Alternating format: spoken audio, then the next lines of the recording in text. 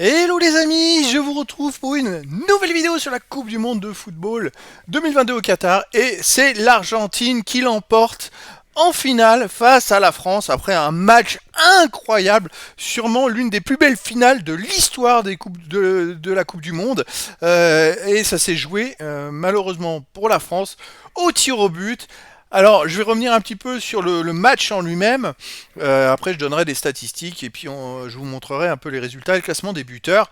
Mais voilà, c'était le dernier match de cette Coupe du Monde. Alors, l'Argentine a commencé tambour battant. C'est vrai que les Français n'étaient pas vraiment dedans en première mi-temps.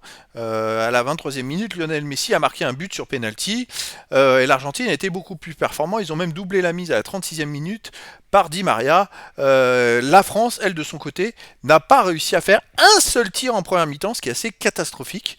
Et puis même par la suite, ils n'ont pas fait de tir, je crois, dans les 70 premières minutes, ce qui est assez incroyable et très médiocre.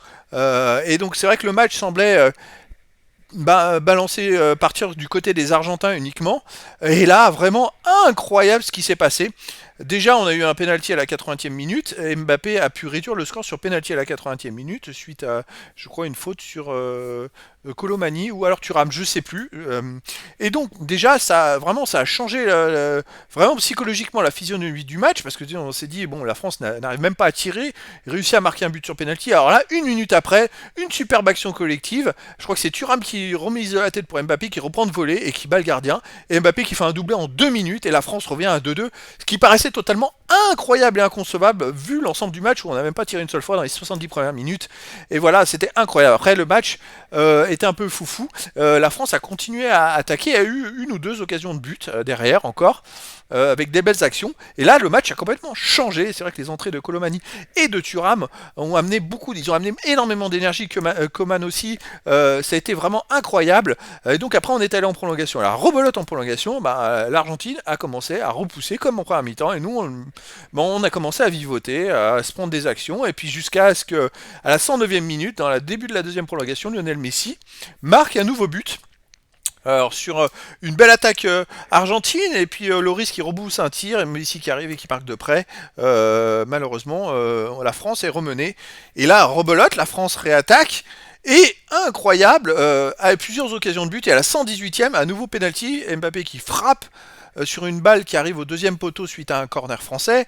Et la balle est déviée du coude par un défenseur argentin. Elle partait très bien. Hein. Donc nouveau penalty. Mbappé tire le penalty quasiment au même endroit que le premier, mais beaucoup plus fort. Et il marque un deuxième but. Chapeau à lui parce que marquer deux penalties en finale de Coupe du Monde alors qu'il avait raté le penalty contre la Suisse à l'Euro qui nous avait fait perdre, c'est une très très belle performance. Et là, rebelote, égalité. Et incroyable derrière, la France a eu une nouvelle occasion de but à la 120e où je sais plus c'est Colomani qui se retrouve seul face au gardien argentin et qui lui tire dessus. C'est dommage qu'il n'ait pas la lucidité d'envelopper la balle, de tirer à côté, d'être plus précis. Et la France aurait pu presque faire un hold-up en marquant un but à la dernière minute, ce qui aurait été assez incroyable. Et là, on arrive au tir au but et au tir au but, malheureusement, le gardien argentin qui est vraiment très fort a réussi tout de suite à arrêter un tir au but. Et puis après, il a aussi je dirais, permis aussi à ce que Chouameni tire aussi son tir au but à côté. Donc ils ont pris un peu plus d'avance et puis voilà, ils ont gagné 4 tirs au but à 2. Je dirais que dans l'ensemble de la finale, le plus fort a gagné. C'est dommage qu'on n'ait pas joué avant la 65e, 70e minute. C'est vraiment dommage. On n'est pas rentré dedans, tout simplement. On leur a donné presque la finale, puisque surtout comme on voit après comment ça s'est terminé à la fin, si on les avait bousculés dès le début, physiquement on était beaucoup plus fort. Et derrière, on aurait pu faire la différence. Malheureusement, on n'a pas osé jouer dès le début, on n'aurait pas rentré dedans, alors qu'eux, ils étaient à fond dès le début. D'ailleurs, c'est assez miraculeux qu'on soit allé en prolongation, et en plus qu'on soit allé au tir au but, c'est aussi miraculeux de revenir comme ça deux fois et de ne pas perdre. Au final, la France n'a pas perdu, elle a perdu juste au tir au but, mais dans le match, il y a eu 3-3. Ce qui est assez incroyable, c'est que la France a fait 4 finales de Coupe du Monde, on a gagné 2, et on a perdu 2 au tir au but. Donc en 4 finales, elle n'a pas perdu une seule fois. Donc chapeau aux Français, mais bravo à l'Argentine qui est donc championne du monde. Alors pour les statistiques de ce match, l'Argentine avait quand même eu 54,9% de possession de balle, un peu plus de passes tentées et de passes réussies que la France. C'est un peu la différence de possession de balle. 20 tirs, 10 cadrés, les Français seulement 10 tirs, 5 cadrés. En même temps, ils sont pas cadrés un tir avant la 80e minute. Hein. Donc, on peut pas dire que ce soit mérité. Par contre, les duels, 58 duels gagnés par l'Argentine, 88 pour la France. Alors là, c'est je crois que la plupart des duels gagnés par la France, c'est après la 70e minute. On a fait un match énorme, une prolongation énorme d'un point de vue intensité.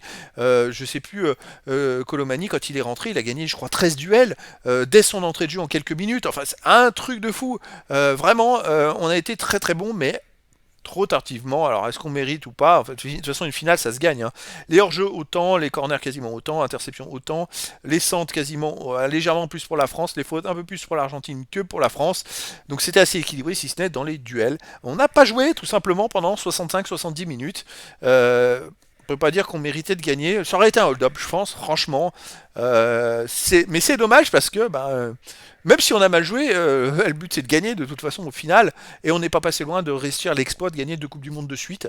Voilà, en tout cas, bravo à l'Argentine. Alors, pour revenir au résultat, donc l'Argentine est première de cette Coupe du Monde, deuxième la France, troisième la Croatie, quatrième le Maroc. Et au classement des buteurs, Cocorico Mbappé. Alors, il y a eu un chassé-croisé avec Messi. Parce que Messi a d'abord ouvert le score, donc il était à 6 buts, Mbappé était à 5 buts. Après Mbappé, il a mis 2 buts. Donc il est arrivé, il est passé devant avec 7 buts et Messi 6 buts. Ensuite, Messi a marqué en prolongation, ça lui faisait 7 buts autant que Mbappé. Et ensuite, Mbappé a remarqué et ça lui fait un but de plus, donc il marque quand même 8 buts. Il me semble que le dernier joueur qui a marqué autant de buts, c'était Ronaldo en 2002. C'est assez rare de marquer autant de buts, surtout 8 buts en 7 matchs. Bon, Messi met 7 buts en 7 matchs, mais je crois qu'il met 4 pénaltys, donc il faut quand même relativiser. Mbappé en met 2 de pénalty en finale aussi, mais bon. Et puis à noter, donc Mbappé, c'était le premier tireur français. Et il a marqué même un troisième penalty dans la séance de tir au but. Donc chapeau, marqué trois penalties dans un même match. En fait, il l'a très mal vécu de rater contre la Suisse. Je pense qu'il a dû s'entraîner très très dur. Et puis là, chapeau face à un gardien comme le gardien argentin qui est très très bon. Il lui a mis trois penalties et en finale. Donc faut quand même noter la performance. Voilà, donc bon, c'est la petite consolation. Mbappé, meilleur buteur de la Coupe du Monde avec 8 buts. Et puis surtout, il fait 2 finales en 2 Coupes du Monde. Je pense que Mbappé est bien parti pour battre des records. Je crois qu'il en est à 12 buts en 2 Coupes du Monde. Il me semble que le record c'est 16 ou 17 buts. C'était pas Klose, un truc comme ça.